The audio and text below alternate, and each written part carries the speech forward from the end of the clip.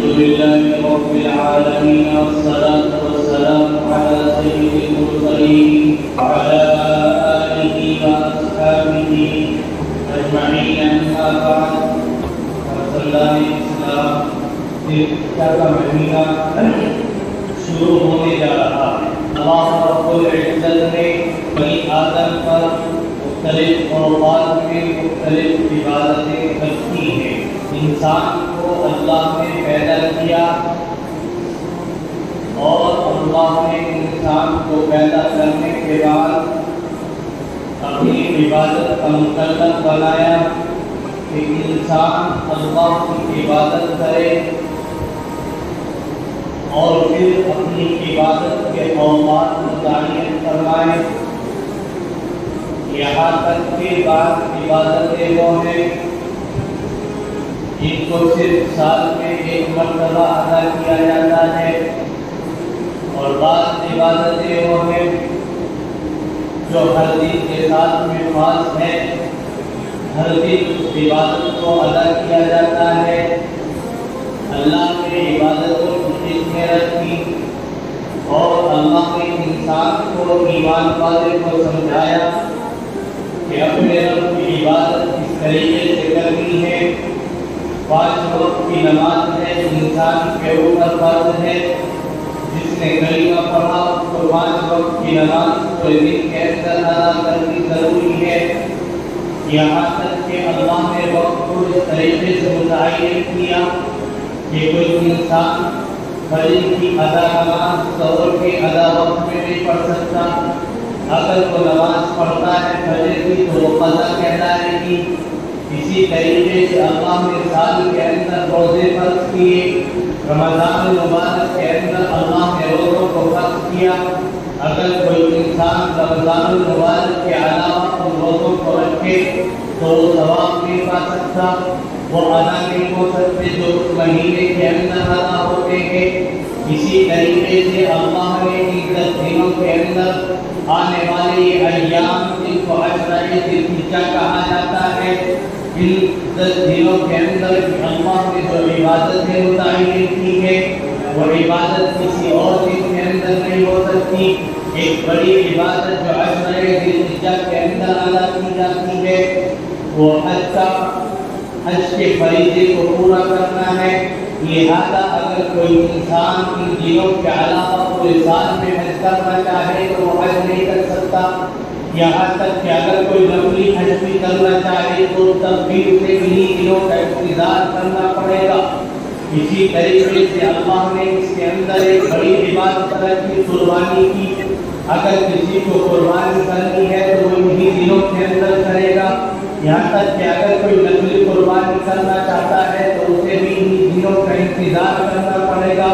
ان دنوں کے علاوہ چاہے کتنا نفلی صدقات کر لے، ہم جتنے ہی جانوروں کو قربان کر لے وہ قربان ہو جائیں گے، لیکن قربانی کا جو ثواب اللہ نے ان دنوں کے اندر رکھا ہے، عشرہ ذی الحجہ کے اندر، ذی الحجہ کے مہینے کے اندر جو اللہ نے عبادت متعین کی ہے، ان عبادتوں کی متعین وقتوں کے علاوہ عبادتوں کا ثواب نہیں مل سکتا۔ اللہ کے نبی صلی اللہ علیہ وسلم نے ارشاد فرمایا کہ ان 10 دنوں کی عبادت، عشرہ ذی الحجہ کی عبادت کا مقام کتنا بڑا ہے کہ جس کی کوئی حد نہیں ہے۔ صحابہ سوال کرتے ہیں اللہ کے نبی، اگر کوئی انسان جہاد کے اندر نکل جائے کیا وہ اس سے بڑھ کر نہیں ہے؟ اللہ کے نبی نے فرمایا نہیں، وہ بھی اس سے بڑھ کر نہیں ہے۔ ہاں وہ مجاہد جو اللہ کے راستے میں نکلا ہو، جس نے اپنی مال کو اور اپنی جان کو اللہ کی راہ کے اندر قربان کر دیا ہو اور اس کی جان قربان ہو گئی ہو، اللہ نے اس کو شہیدوں والا رتبہ عطا کر دیا ہو، وہ اس ثواب سے بڑھ کر ہے۔ لیکن اللہ رب العزت نے اس مہینے کی اس عشرے کی عبادت کو اس طریقے سے متعین کیا ہے کہ اس عشرے کے اندر جو عبادتیں کی جاتی ہیں وہ اعلیٰ مقام رکھتی ہیں۔ اس عشرے کے اندر جو حج کے فریضے کو پورا کیا جاتا ہے وہ سال کے اندر ایک مرتبہ آتا ہے۔ اس مہینے کے اندر جو قربانی کے فریضے کو پورا کیا جاتا ہے وہ سال کے اندر ایک مرتبہ آتا ہے۔ اللہ نے عبادتیں متعین کی، اللہ نے انسانوں کے اوپر، ایمان والوں کے اوپر اپنی عبادتوں کو فرض کیا۔ عبادتوں کو فرض کرنے کے ساتھ ساتھ ان کے اوقات کو متعین کیا۔ لہذا اگر کوئی انسان ان اوقات کے اندر غفلت برت کر کے، ان اوقات کو پسے پشت ڈال کر کے کسی اور دن کے اندر اس عبادت کو کرنا چاہے تو وہ نہیں کر سکتا۔ اس لیے قرآن کریم کہتا ہے وَلِلَّهِ عَلَى النَّاسِ حِجُّ الْبَيْتِ مَنِ اسْتَطَاعَ إِلَيْهِ سَبِيلًا، کہ اللہ نے جس کو وسعت دی ہے، اللہ نے جس کو قدرت دی ہے، وہ اللہ رب العزت کی جانب سے بیت اللہ کے حج کو پورا کرے۔ اگر کوئی انسان وسعت ہونے کے باوجود، قدرت ہونے کے باوجود اس کے لیے کوششیں نہیں کرتا ہے، وہ انسان ایک فریضے کا منکر ہے، ایک فریضے کو پورا نہ کرنے والا ہے۔ حضرت ابراہیم علیہ السلام کا تذکرہ پچھلے ہفتے آپ کے سامنے آیا۔ وہ خلیل اللہ، وہ پیغمبر جنہوں نے اللہ رب العزت کی خاطر، جنہوں نے اپنی امت کی خاطر طرح طرح کی مصیبتوں کو برداشت کیا ہے، آزمائشوں کو برداشت کیا ہے، اللہ کی جانب سے امتحانوں کے اندر کامیابیاں حاصل کی ہے۔ نمرود کے حکم پر آگ کے اندر ڈال دیے جاتے ہیں، لیکن وہاں پر بھی صرف اللہ کی مدد کو پکارتے ہیں۔ جبرائیل آتے ہیں، اے نبی اگر آپ حکم دو تو میں زمین کو پلٹ دوں۔ پیغمبر کہتے ہیں نہیں، میرا رب مجھے دیکھ رہا ہے، جو میرا رب اس آگ کے اندر مجھے ڈالنے والا ہے وہی میرا رب مجھے بچانے والا ہے۔ وہ ابراہیم خلیل اللہ اس امت کی خاطر ان آزمائشوں کے اندر کامیاب ہونے والے ہیں۔ تمام فرشتے آتے ہیں، اے اللہ کے نبی اگر آپ حکم دیں تو ہم اس آگ کو پورے گلزار کر دیں، لیکن وہ پیغمبر کہتا ہے نہیں، میں اللہ کے حکم کا منتظر ہوں، وہ میرا رب ہے، وہی مجھے بچانے والا ہے۔ چنانچہ حضرت ابراہیم علیہ السلام آگ کے اندر ڈال دیے جاتے ہیں، لیکن اللہ کی جانب سے آگ کو حکم ہوتا ہے قُلْنَا يَا نَارُ كُونِي بَرْدًا وَسَلَامًا عَلَىٰ إِبْرَاهِيمَ، اے آگ تو ابراہیم کے لیے ٹھنڈی بن جانا اور سلام کی والی بن جانا۔ اللہ نے یہاں پر سلام کا لفظ استعمال کیا، معلوم یہ ہوا کہ ٹھنڈی ایک اس طریقے کی بھی ہوتی ہے جو انسان کو تباہ و برباد کر سکتی ہے، انسان کے جسم کو، انسان کی جان کو نقصان پہنچا سکتی ہے۔ اللہ نے فرمایا قُلْنَا يَا نَارُ كُونِي بَرْدًا وَسَلَامًا عَلَىٰ إِبْرَاهِيمَ، اے آگ تو ٹھنڈی ہونا لیکن سلامتی کے ساتھ میں ہونا، تاکہ ابراہیم کو سکون پہنچے، تاکہ ابراہیم کو اطمینان پہنچے۔ وہ ابراہیم خلیل اللہ اللہ کی خاطر آگ کے اندر ڈال دیے جاتے ہیں، آگ کے اندر کود جاتے ہیں۔ اللہ کی جانب سے آگ کو حکم ہوتا ہے، آگ ٹھنڈی ہو جاتی ہے، گلے گلزار بن جاتی ہے۔ اللہ نے ابراہیم کے امتحان میں یہاں پر کامیابیوں سے نوازا۔ اس کے بعد ابراہیم کا ایک سلسلہ چلتا ہے، مدتوں کے بعد ایک اولاد گھر کے اندر پیدا ہوتی ہے۔ اس اولاد کے پیدا ہونے کے بعد بھی اللہ کی جانب سے حکم یہ ہوتا ہے، میں مختصراً آپ کے سامنے بیان کر رہا ہوں۔ اللہ کی جانب سے حکم یہ ہوتا ہے، اے ابراہیم ہم نے آپ کو اولاد دی ہے، اے ابراہیم ہم نے آپ کو اولاد کی نعمت سے نوازا ہے، اور اب تمہیں اس اولاد کو اپنے رب کی راہ کے اندر قربان کرنا ہے، اور اب اس اولاد کو اپنے اللہ کے حکم کے مطابق اپنے رب کی راہ کے اندر قربان کر دینا ہے۔ ابراہیم خواب دیکھتے ہیں، مسلسل 3 روز ہو گئے، اپنی اہلیہ کے سامنے واقعہ بیان کرتے ہیں کہ میں نے اس طریقے سے خواب دیکھا ہے۔ بیٹے کے سامنے واقعہ بیان کرتے ہیں، بیٹا میں نے اس طریقے سے دیکھا ہے کہ تم لیتے ہوئے ہو، میں چھری تمہاری گردن کے اوپر رکھ کر کے ذبح کر رہا ہوں۔ وہ بیٹا جو آگے چل کر نبی بننے والا ہے، اس کا جواب یہ نہیں ہے کہ آپ نے جھوٹ دیکھا ہے، یہ شیطانی وسوسہ ہے۔ وہ اپنی جان کو قربان کرنے کے لیے، اپنی جان کا نذرانہ پیش کرنے کے لیے، اپنے رب کے امتحان میں، اپنے رب کی بارگاہ میں کامیابی حاصل کرنے کے لیے اپنے رب، اپنے والد کے سامنے اپنے آپ کو پیش کرتے ہیں۔ اے میرے والد، اے میرے آپ کل گزریے، اللہ کی جانب سے جس چیز کا حکم ہوتا ہے آپ اس کو پورا کر لیجئے، آپ کو بڑی ہوئی اجازت ہے۔ چنانچہ سیدنا ابراہیم علیہ السلام اپنے بیٹے کو لے کر کے چلتے ہیں اور بیٹے کو لے کر کے پہنچتے ہیں اس قربانی کی جگہ پر۔ وہاں پر ابراہیم علیہ السلام اپنے بیٹے کو ندا دیتے ہیں اپنی تسلی کے لیے، بیٹے کی تسلی کے لیے آنکھوں پر پٹی باندھنا چاہتے ہیں۔ بیٹا کہتا ہے اے ابراہیم، اے میرے باپ نہیں، اللہ نے مجھے مجھ سے قربانی مانگی ہے، اللہ نے آپ سے قربانی کا مطالبہ کیا ہے، آپ پٹی کو بنوا دیے، آپ اللہ کی راہ کے اندر قربان کر دیجئے، اللہ کا حکم ہے پورا کر دیجئے۔ آسمان تھراتا ہے، زمین کانپ رہی ہے، آخر ایک باپ اپنے بیٹے کو جو مدتوں کے بعد بڑی تمناؤں سے، بڑی آرزوؤں سے حاصل ہوا ہو، اپنے رب کے حکم کو اس باپ اپنے بیٹے کو قربان کرنے جا رہا ہے۔ زمین کانپ رہی ہے، آسمان کانپ رہا ہے، چہل تو بڑی دیکھ رہے ہیں، فرشتے اس کیفیت کو دیکھتے ہیں، فرشتے اس صورت کو دیکھتے ہیں۔ آخر ماجرا کیا ہے؟ ابراہیم اس کو کر گزرتے ہیں، ابراہیم چھری پھیرنے کے لیے تیار ہوتے ہیں اور گردن پر چھری رکھتے ہیں۔ اللہ کی جانب سے حکم ہوتا ہے اے چھری، تجھے کاٹنے کی طاقت نہیں ہے، تجھے کاٹنے کا حکم نہیں ہے۔ چھری اتنی تیز ہوتی ہے کہ وہ کسی انسان کی نہیں سنتی، اس کے اندر دھار بہت ہے، لیکن اللہ کی جانب سے حکم ہوتا ہے کہ تجھے مٹھا ہو جانا ہے، تجھے کاٹنا نہیں ہے، تجھے ان کی گردن پر چلنا نہیں ہے۔ ابراہیم چھری کو پھیرتے ہیں لیکن گردن پر نہیں چلتی ہے، گردن پر ذرا میں تراش نہیں آتی ہے۔ اللہ کی جانب سے جنت سے ایک مہینے کو بھیج دیا جاتا ہے اور اس کو اللہ کی جانب سے قربان کر دیا جاتا ہے۔ اے ابراہیم جاؤ، تم نے اپنی اولاد کو قربان کرنے کی کوشش کی ہے۔ اے ابراہیم جاؤ، تم نے اپنی دلی تمنا کو پوری کرنے کی کوشش کی ہے، تم نے پوری زندگی کی آرزو کو اپنے رب کی بارگاہ میں رکھ دیا ہے۔